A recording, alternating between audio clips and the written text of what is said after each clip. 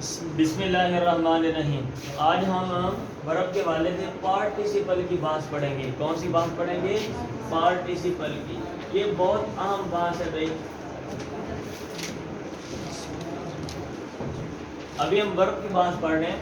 Verb के हवाले से मुख्तलिफ जो मबाहिस हैं, मुख्तलिफ जो बातें हैं और मुख्तलिफ जो पहलू हैं वर्ब के, वो हम देख रहे हैं। ठीक है, तो पार्टिसिपल जो होता है, इसकी जो डेफिनेशन उन्होंने काफ़ी लंबी लिखी हुई थी और मैंने इसको शॉर्टकट करके इतना लिख दिया है कि it is a verbal adjective.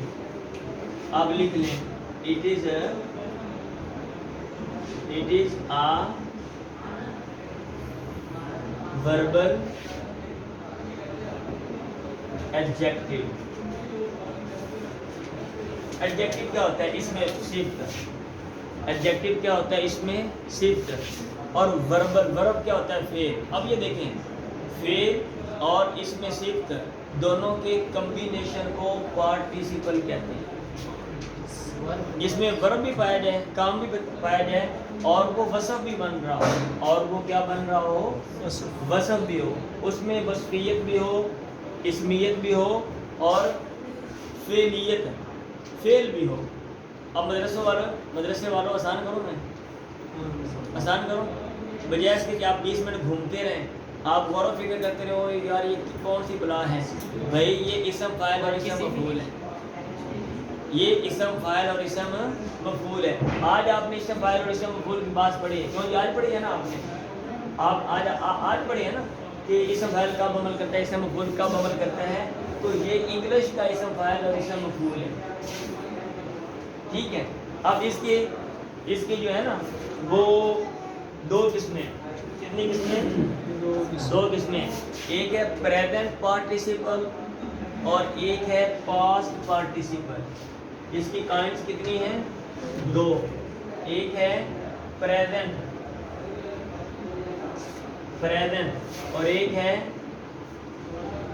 Past participle. अच्छा जी, प्रेजेंट की मिसाल, I met a boy carrying a basket. Present की मिसाल, आई मेट अ बॉय, मैं एक लड़के को मिला, कैरिंग, वो ले जा रहा था, कैरिंग अ बास्केट। अब यहाँ पे देखें, ये जो कैरिंग है ना, कैरिंग है, कैरिंग, ये प्रेजेंट पार्टिसिपल है। और जो प्रेजेंट पार्टिसिपल होता है भाई, उसके एंड पे आईएनजी होता है। उसके एंड पे क्या होता है?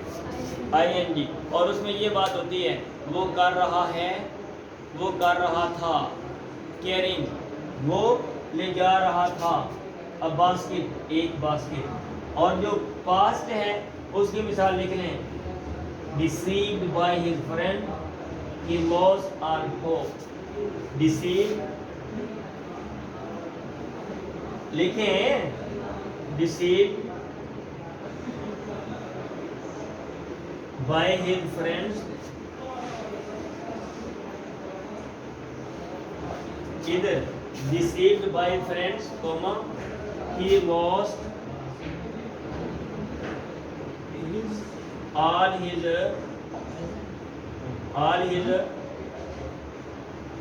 hope। अब यहाँ पे ये देखें, deceived, ये है पास्ट पार्टिसिपल। अब इसका तर्जुमा क्या है? अपने दोस्तों से धोखा खाने के बाद, ठीक है, डिसीव्ड, वो धोखा दिया गया, उसको धोखा दिया गया दोस्तों के जरिए।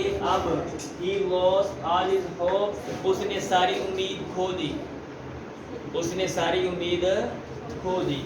ये है पास्ट पार्टिसिपल। वर्ब की थर्ड फॉर्म होती है ना, और वर्ब की थर्ड फॉर्म है वो पास्ट पार्टिसिपल। और अगर आईएनजी आ रहा हो तो वो क्या होता है? Present participle.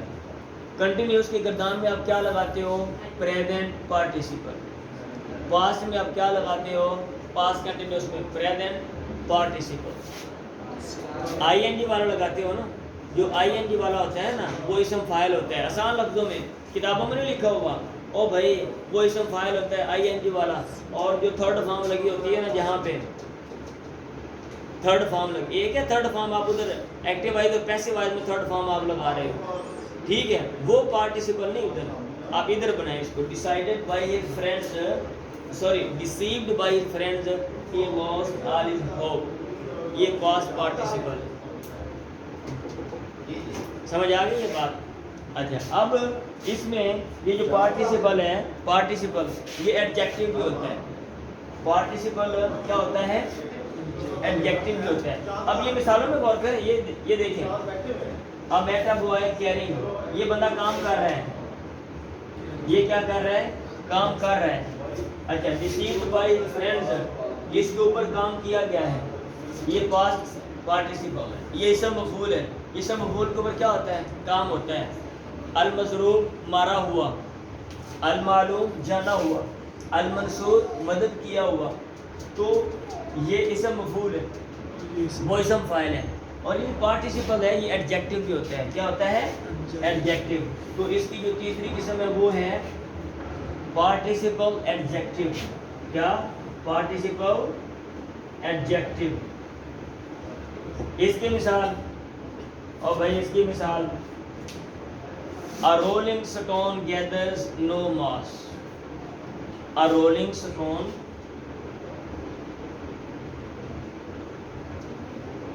ये बड़ा मशहूर मुहावरा है। A rolling stone gathers no moss। इसका तर्जुमा क्या करते हैं? A rolling stone gathers no moss, इसका क्या तर्जुमा करते हैं?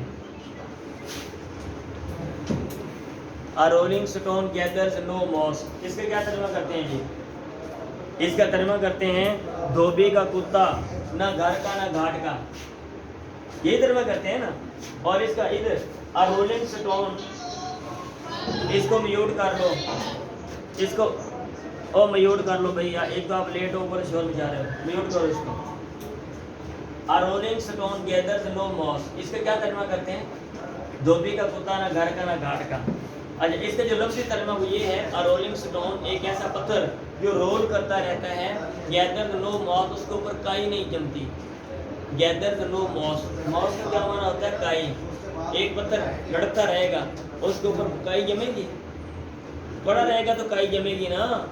तो धोबी का कुत्ता घर का ना घाट का, मतलब उसको कहीं से कुछ नहीं मिलता, वो इधर से निकालते हैं उधर चला जाता है, उधर से वो घर भेजते हैं वो इधर आ जाता है। तो जो बंदा लोटे का किरदार अदा करता है बेचारा, उसको कम ही कुछ मिलते हैं, ठीक है। अच्छा, ये A rolling stone, ध्यान से जी, इसमें A rolling जो है ये पार्टिसिपल एडजेक्टिव है, क्योंकि ये स्टोन का वस्फ बयान कर रहा है। ये स्टोन का क्या बयान कर रहा है? वस्फ। ऐसे एक और मिसाल, A lying witness ought to be punished। भाई ध्यान से सुन लें, A lying, इधर मिसाल लिख देता हूँ, इधर लिख देता हूँ। A lying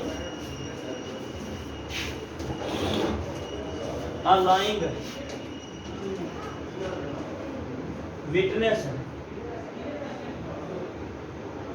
ought to be punished, ought to be punished। हाँ, झूठे गवाह को पनिश, सजा मिलनी चाहिए।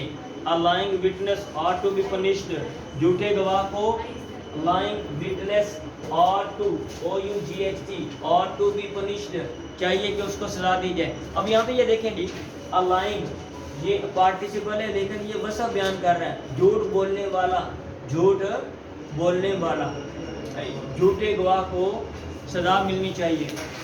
एक और है, एक और मिसाल है बड़ी मशहूर, A burnt child dreads the fire। A burnt, B-U-R-N-T, burnt child dreads the fire, ठीक है।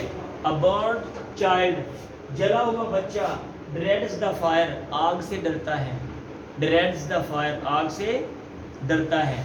अब इसमें ये देख लें, गौर करें, अलाइंग विटनेस, झूठ बोलने वाला, इसने काम किया है, ठीक है। अलाइंग विटनेस, इधर अबाउट चाइल्ड, जला हुआ, इसके ऊपर काम हुआ है। तो भाई पार्टिसिपल, पार्टिसिपल जब एडजेक्टिव बनता है ना, पार्टिसिपल जब एडजेक्टिव बनता है तो कभी वो इसम फाइल का माना देता है, कभी इसम मफूल का माना देता है। जैसे आम हालात में ये पार्टिसिपल करने वाला, काम किया हुआ, प्रेजेंट पार्टिसिपल और पास्ट पार्टिसिपल, प्रेजेंट पार्टिसिपल और पास्ट पार्टिसिपल होता है। ऐसे जब एडजेक्टिव बनता है तो फिर वहाँ भी दो सूरतें हैं, या वो काम करेगा, इसम फाइल होगा, या इसम मफूल होगा। साइलेंट कर लें भी इसको, समझ आ गई है? हाँ जी।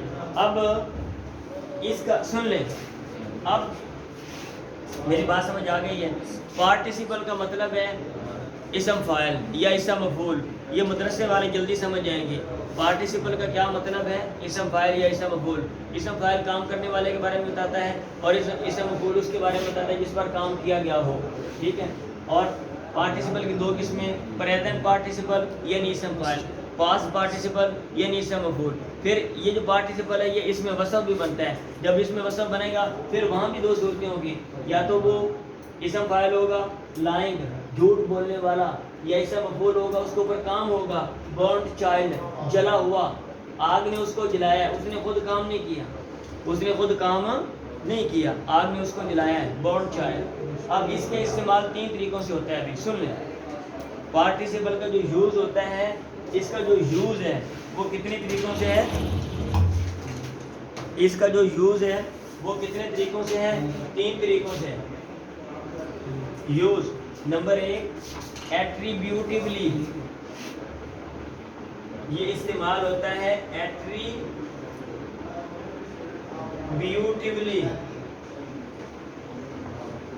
नंबर दो, ये इस्तेमाल होता है प्रेडिकेटिवली। नंबर दो, अभी बताता हूँ, ये इस्तेमाल होता है प्रेडिकेटिवली। नंबर तीन, ये इस्तेमाल होता है एब्सोल्युटली। नंबर तीन, ये इस्तेमाल होता है एब्सोल्युटली। अच्छा भी, पार्टिसिपल का इस्तेमाल एट्रीब्यूटिवली का क्या मतलब है, ये एडजेक्टिव बनेगा। क्या बनेगा? एडजेक्टिव। इसकी मिसाल, a rolling stone gathers no moss. ये देखिए, ये जो इसका इस्तेमाल है ये एट्रीब्यूटिवली। एट्रीब्यूट, सुन लें, एट्रीब्यूट, मेरिट, एडजेक्टिव, तीनों का माना एक है। मेरिट का माना वसफ बयान करना, ठीक है। एट्रीब्यूट वसफ बयान करना, एडजेक्टिव वसफ। समझ आ रही है बात? एट्रीब्यूटिवली का मतलब है एडजेक्टिवली, ये वसफ बयान करता है। कभी ये इसका इस्तेमाल ऐसे होता है, और कभी ये प्रेडिकेटिवली, प्रेडिकेट का तो पता है ना, खबर बनता है, ठीक है। जैसे the man seems worried, predicatively इसकी मिसाल है द मैन, बंदा, सीम्स लग रहा है, क्या, वरीड कि वो परेशान है, कि वो परेशान है। अब यहाँ पर वरीड जो है ये प्रेडिकेट में आ रहा है। कहाँ पे आ रहा है? प्रेडिकेट में। द मैन सब्जेक्ट है और सीम्स वरीड ये प्रेडिकेट है। ये क्या है? प्रेडिकेट है। तो एब्सोल्युटली, एब्सोल्युटली का मतलब ये होता है एक साइड पे ये इस्तेमाल हो रहा होता है। एब्सोल्युटली का क्या मतलब है? एब्सोल्युटली का मतलब है कि ये दोनों सूरतें नहीं होती, ठीक है। अब इसकी मिसाल मैं देता हूँ। इसकी मिसाल है the weather being fine I went out. इसकी मिसाल है एब्सोल्युटली द